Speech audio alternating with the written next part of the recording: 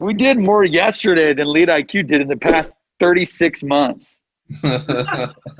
Just to I want to shout you all out, but there's just people that need to be highlighted. I mean, Joe Morrell, number one again, I think third month in a row. Kevin Pearlstein, awesome. Unbelievable.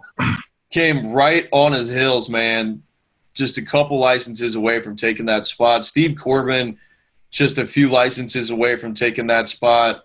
I mean, Jay Thinkapan, dude, this is like your 30 to 60, 90-day period, and you just did $9,000 in MRR and just set a whole new precedent for that shit.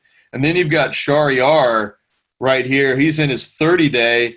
Guy's at 4,560. Like, you guys are just, setting new precedents. Like, it's amazing. Yeah, the new AEs are setting records that we've never seen before. As far as like ramp time, as far as what you guys have accomplished, it's absolutely insane. It used to take 90 days. These guys are hitting quota in 30. And there's a combination of reasons why. Obviously, you guys are awesome and you're working hard and you're extremely talented. For the veterans that have been here that are crushing it, it's kind of like back then it's when like Babe Ruth was playing, and then now we've got corked bats and steroids and all kinds of other shit, but not taking anything away from the new reps. But it's just a different time. We've got the sales roids. Yeah, we've got the product, we've got the brand awareness, we've got the sick onboarding, the fast training, and everything's coming together. You guys all earned it and just went so hard, and that's what all today is about. I mean, today obviously we're going to go hard again and we're going to do what we do, but today's when you soak it in, man. Look at what you did. Like, that's not a problem. Yeah, damn guys, what a hell of a fucking week! What a hell of a month! Someone share like something that they did that worked amazing.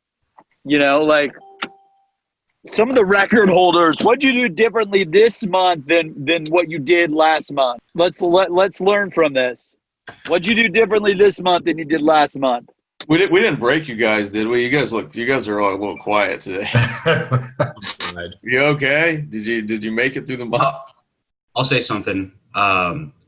I will say that one thing that changed everything for me was, listening to Ryan and Joe for the most part. But like, the one thing that stuck with me was Joe's like, I don't have anybody in my pipeline that isn't going to buy. So he's always putting out an offer. He's always like setting up the close, because I used to have like a bunch of people in my pipeline just wasting the time, and like I just go through it and just it's frustrating. So it's all about like setting up the close. It's like either you're buying or you're not, or you're out. Like keeping it super simple, straightforward. And that's what did it for me personally. Yeah, I love that. Brian, you should shoot a Loom video on that as well, like a company-wide training. That's the biggest thing. After 5 calls, 5 emails, 5 follow-ups, if they're not getting back to you, if they're not interested, get them out of your pipeline. Also, September 1, right when you wake up, clean out your pipeline. Get all the garbage out of your Salesforce so you can focus on the winners. And that's an awesome tip, Jay. Thanks for sharing. But yeah, everyone, make sure you clean out your Salesforce today. Absolutely critical for you to be set up for the month. It's like going to take your Lamborghini, which all of you guys will probably have a Lambo, a Ferrari, or an R8 here soon, or an Aston Martin. It's like going to take it for an oil change at the end of the month, dude. You've been revving that engine so hard. First off, Lambos, Ferraris, R8s, they need a lot of fuel. They need the premium fuel, and then you got to get that oil change. Or if you got a Tesla, you got to get that new energy premium F8. Yeah, and we're going to be training this week and every day on what Jay was talking about as far as that's why we crushed 17K yesterday. It's the same strategy, right? A lot of activity with a lot of urgency. Number one word, urgency. We've talked a lot over the last 2 years about manufacturing urgency. Everybody gets an offer moving forward, and it's not a price offer. It could be a cleanse. It could be a training and cleanse. It could be whatever. But when you put an offer and a timeline on every deal, you're just going to that timeline, getting it done yes or no. And we'll talk more about that. But I'd love to hear from other people. What else? Yeah, what else? Other like either newbies or vets, something that you did differently this month that really helped you propel forward? I know newbies, kind of hearing what's been working for you to go from like good to great is always awesome. Shariar, why don't you chime in, man? For me, just trying to shape the deal, knowing, letting them think they're controlling it when they're not, when it's us controlling the narrative and us controlling the timeline. That works pretty well because the product sells itself. You guys have got so much credibility behind, already in terms of track record. I'm not having to explain history or credibility or reference points. That's all done. It's just, quick, boom. Do you get the ROI? Do you understand that? And just making it happen in a realistic time frame that makes sense for us and making them understand that it should make sense for them. And honestly, Jesse, Blake, Joe, I've been firing questions and they've been getting back to me left, right, and center. Ryan as well, Mike as well. Everyone said thank you a lot. The team is freaking amazing. I would swear, but my daughter's in the next room. But yeah, thank you. It's been incredible. Yeah, I can kind of chime in. Also, guys, anytime you have something awesome to talk about the culture of the team, post that shit on LinkedIn. The whole world sees negative stuff about the pandemic and about companies going unemployed and shit. Like when you post about the successes of either the sales team or the success of the culture, one, it helps us recruit the best talent in the world, engineering, sales, customer success, marketing, but it also just creates this positive momentum flywheel.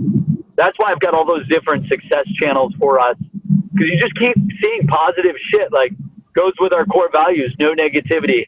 So keep that up. Awesome job, Shree, owning the combo. That's huge.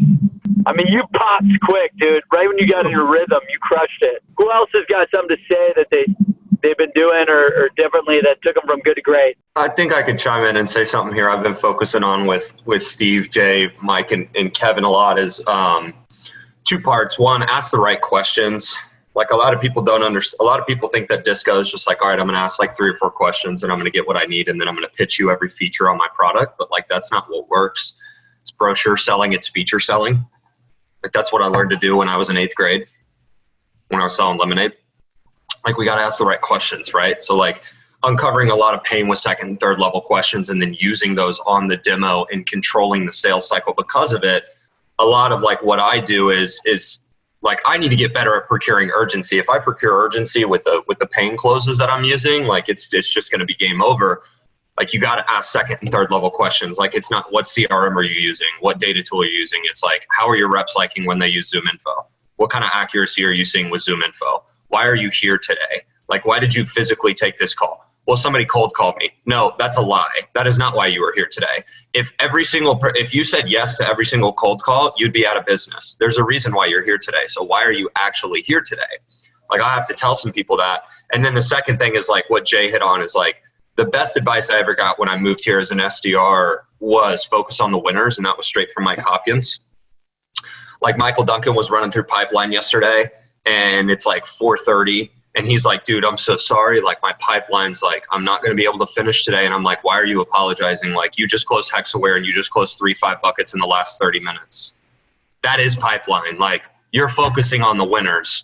All those bullshitters in your pipeline, all those 15 tasks that are get free trial results. No, don't apologize. You're doing the right thing. Focus on the winners, ask painful questions, be direct and focus on buyers. If you hurt somebody's feeling asking a question and they leave, so what? I had a guy who went to customer success and told me I was too aggressive, so they wouldn't pay for us. And then his head of partnerships. I love that. Congratulations. Let's give Ryan Steely a round of applause for being too aggressive, trying to maximize the success of our prospects. His head of partnerships booked on my calendar the next day, and she was yeah, screw that guy. He's just a baby. So don't. Whatever, dude. I have physically told somebody. I told my buddy the other day. He was I can't believe when I listen to you on the phone because you tell people no. I will physically tell somebody I don't want to work with you. Well, why? Well, because you can't afford $1,164 for yourself and you have a team of 5 people and you're wondering why you guys book 1 appointment a day. And you're telling me that you're going to go to discover.org because they're perfect. I'll see you in 30 days. I got too many people to help. Move on.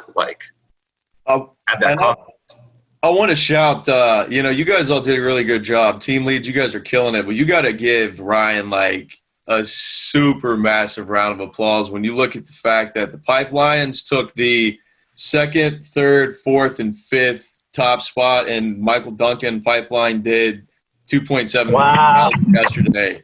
You guys showed up this month, dude. Like, you guys definitely, if I had an award to give out today for number one team lead for the month, man, I mean, you definitely won it. So.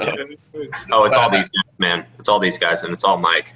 Like, it's a whole team thing, man. I love what I do, and like, I'm here to be a resource to everybody. Like, you guys aren't on my team. Like, I'm still here to help, because like I treat this company as my own. Speaking with Joe, I spoke with Joe Morello on the phone for the first time like 3 weeks ago about something. And it was like we had already known each other. Like, we were laughing back and forth, cracking inside jokes, like, and we're both on the same page. Like, yeah, we compete, but we're a family here. Like, my number one goal in 2020 is to beat Blake and Joe. But I still celebrate their wins. You compete, number one, you compete with yourself, but, doesn't matter. You love competition. We're fam, man.